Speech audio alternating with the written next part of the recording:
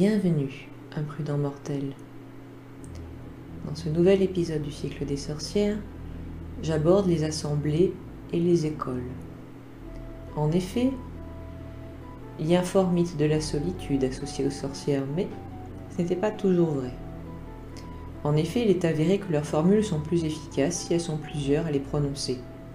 Pour cela, il leur fallait donc se rassembler, c'est le but initial des sabbats. Un groupe de sorcières était qualifié en anglais de coven, un défilé de couvent. En français, le terme utilisé est assemblée ou cercle. Il est en tout cas question de cercle dans Dangereuse Alliance, et dans la suite, The Craft, Nouvelle Sorcière, il est bien question de coven, probablement parce que le mot est plus connu en français actuel. Le problème, c'est où trouve-t-on les autres sorcières sans risque de dénonciation? Et voilà pourquoi les partenaires d'une assemblée étaient souvent membres d'une même famille, d'autant plus que la magie semble héréditaire. Une assemblée est régulièrement constituée d'une grand-mère, d'une mère et d'une fille, ou encore de 3 sœurs. Et pourquoi 3? Eh bien, on en revient au pouvoir de 3 par 3, symbolisant la naissance, la vie et la mort. Le chiffre forme un cercle parfait. J'avais déjà expliqué son symbolisme dans l'épisode sur les religions.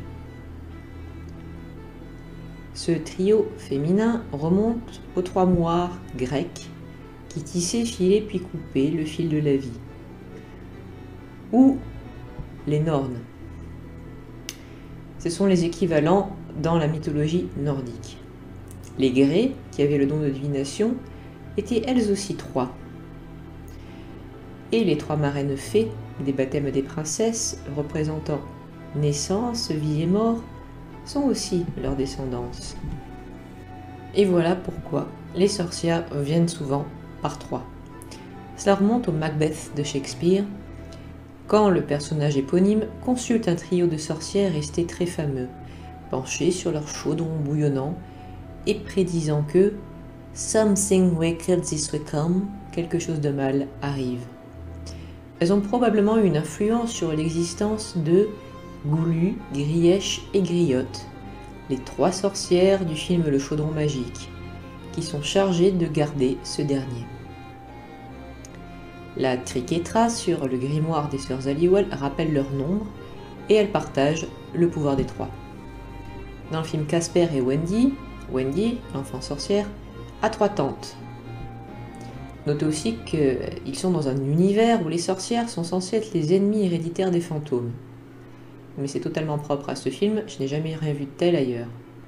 Dans le film Les Ensorceleuses, on voit collaborer 3 sororités de 2 sœurs. Bridget et Frances Owens, les tantes, Gillian et Sally, les nièces, et les 2 filles de Sally. Dans Hocus Pocus, les 3 sœurs Sanderson s'organisent selon les 3 phases d'Ève que j'avais évoquées. L'aînée Winifred est la blasée et la plus mortelle, la deuxième Mary est l'enjouée enveloppée, et Sarah la plus jeune est la séductrice.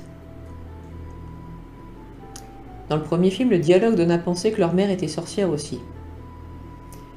Mais dans le second film, on peut en douter, puisque c'est une sorcière plus âgée qu'elles ne connaissent pas qui leur offre leur grimoire.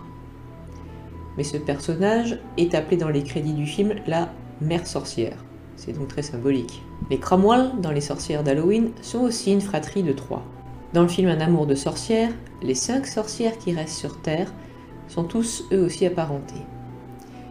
Mpousa, Mormont et Lamia sont aussi 3 sœurs dans le film Stardust, tout comme Icy, Darcy et Stormy, les Trix de la série Wings. Dans un épisode d'Halloween des Simpsons, Marge est accusée de sorcellerie, à raison, et on découvre qu'elle forme une assemblée avec ses 2 sœurs jumelles. Et, histoire de donner dans le stéréotype, on les accuse de manger les enfants. Sabrina Spellman, elle, forme une assemblée avec ses 2 tantes. Minima, la nièce de Mystique dans Picsou, a aussi ses dons. Les sorcières de l'Est et de l'Ouest dans Le Magicien d'Oz sont sœurs, et avaient au départ une apparence bien moins déplaisante selon Oz le Tout-Puissant. Deux sœurs étaient aussi des sorcières dans le film Sleepy Hollow, mais l'une est solitaire dans les bois et l'autre a l'aspect respectable de la femme du bourgeois, Balthus van Tassel. Elle est sataniste, à l'inverse de sa belle-fille, Katrina, qui est aussi une sorcière, mais blanche. Mais même quand on n'a pas de sœurs, on peut quand même former une assemblée, mais plutôt avec des amis proches et de confiance. Dans l'épisode des Simpsons à Apprentie sorcière, les 3 sorcières adolescentes sont aussi 3 amies. Fille unique, Penny Halliwell dans Charmed recourra aussi à cette solution. Tout comme les 3 sorcières d'Eastwick, qui certes, contre leur volonté, portent les enfants d'un homme, qui pourrait être le diable, mais qu'elles feront disparaître par la magie vaudou. Et d'ailleurs, l'une des 3 est Michelle Pfeiffer, la future Lamia. Dans la saison 4 de Smallville, la comtesse Isabelle Taureau est brûlée avec ses 2 complices. C'est donc 3 aussi. Enfin, et malgré le grand classique du chiffre 3, les sorcières peuvent être plus nombreuses, comme dans Dangereuse Alliance, où l'assemblée est constituée de 4 sorcières. Ces dernières désirent en effet invoquer les 4 éléments et les 4 points cardinaux, tout comme d'ailleurs les 4 sorcières de la trilogie des Charmettes. Ce symbolisme des 4 éléments fait qu'elles sont également 4 dans la suite The Craft, les nouvelles sorcières, et ce n'est même que lorsqu'elles ont atteint ce nombre qu'elles débloquent certains pouvoirs, comme la télépathie. Les héroïnes de Witch, elles, sont carrément 5, et sont tout aussi reliées aux éléments. J'ajouterais qu'elles tiennent aussi de la fée et de la magical girl, pas seulement aux sorcières. Les assemblées peuvent aussi être encore moins nombreuses, comme les 2 sœurs Christy et Billy dans la dernière saison de Charmed, ou les jumelles Alex et Cameron dans le téléfilm Des amours de sorcières. On se rappellera aussi des magical girls qui travaillent en bande, qui peuvent être beaucoup plus que 3 aussi. Une hypothèse veut de toute façon que plus il y a de sorcières, mieux ça marche, en parlant de l'efficacité des formules magiques bien sûr. Et qu'elle est ou non une assemblée, une sorcière a besoin d'apprendre ses formules de toute façon, n'est-ce pas?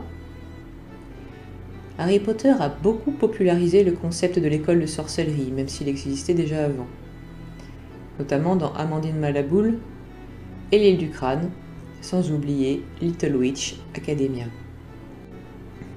Donc si vous pensiez que le succès d'Harry Potter est dû au fait qu'il a inventé le trope de l'école de sorcellerie, vous vous trompez. Je pense que ce n'est pas l'unique raison, puisque ça existait avant. En tout cas, moi je connaissais Amandine Malaboule bien avant. Toutes ces écoles sont soit cachées, comme celle qu'on voit dans la saison 5 de Charmed, soit sont de véritables écoles, tout à fait banales, mais les élèves usent d'un double astral pour suivre les cours de magie en même temps que les cours plus classiques, comme dans le roman Duel de sorciers. Dans la réalité, on prétend qu'il existait une école de magie près de Tolède ou encore dans les Carpates. Mais dans les faits, une telle école n'aurait pas pu exister longtemps sans être détruite par les chasseurs de sorcières. J'ajouterais tout de même que si vous étiez candidat à l'école des Carpates, il y avait un prix à payer. Il n'y avait que 10 élèves enseignés par le diable, bien sûr, et le prix était que, à la fin de l'année, le diable emportait l'âme d'un des 10. Et comme on ne savait pas qui, il prenait le risque. On prétend aussi que l'un des élèves était un certain Vlad Dracula. Que s'est-il passé? L'enseignement lui a-t-il permis de devenir un vampire? J'aime beaucoup ces liens avec les autres personnages fantastiques. C'est d'ailleurs la crainte du chasseur de sorcières que j'avais évoquée la dernière fois, qui fait qu'il était plus sage pour les sorcières d'apprendre plutôt à domicile et sous l'égide d'un mentor, bien entendu.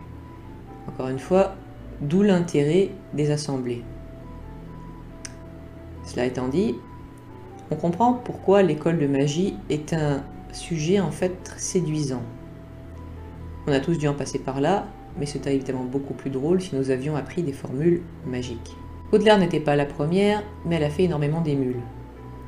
beaucoup d'écoles de magie sont apparues dans la littérature fantastique par la suite. L'une d'elles est l'école de la magie, titre très simple en français pour son adaptation, mais qui s'appelle en fait l'UDM, Upside Down Magic en anglais, qui a été traduit en français par Unité de Magie. L'école en question s'appelle l'Académie Sage, et le principe de la magie là y est vraiment très particulier. C'est-à-dire que mais vraiment tous les sorciers au monde n'ont que 5 pouvoirs, chacun un seul. Ils savent soit manipuler les flammes, soit léviter, soit parler aux animaux, ou se transformer en animaux, ou encore faire de la télékinésie en attirant un objet à eux avec la main. Et oui, c'est tout. Pas de formule, pas de potion, pas de balai volant, d'ailleurs aux grandes dames de l'héroïne, Nori. Et ce qu'on leur apprend à faire avec leur pouvoir n'est pas franchement utile, comme écrire son nom avec des flammes, ou se transformer en chaton, en poule ou en chèvre. J'aurais plutôt imaginé de se transformer en tigre dans un but défensif, ou qui sait en souris pour pouvoir se glisser et aller sauver des gens victimes par exemple d'un tremblement de terre. Mais non, ça n'a pas l'air très pratique. Les règles de l'Académie Sage sont de toute façon extrêmement rigides et on ne saurait tolérer les enfants qui en plus manifestent les 10 pouvoirs d'une manière qui n'est pas habituelle. C'est l'unité de magie où l'on enferme donc Nori parce qu'elle se transforme en chimère de différents animaux et non pas d'une seule bête à la fois, ainsi qu'un élève qui fait de la fumée plutôt que des flammes, une qui repousse les objets au lieu de les attirer, un garçon qui porte un sac à dos rempli de pierres pour pas décoller tout seul et qui ne sait pas redescendre tout seul non plus, et sous l'égide d'un prof qui chante aux animaux au lieu de leur parler, sinon il n'est pas compris par eux. C'est pour éviter que l'ombre, une créature redoutable, ne les possède comme allait posséder un autre enfant dont la magie était à l'envers 70 ans plus tôt.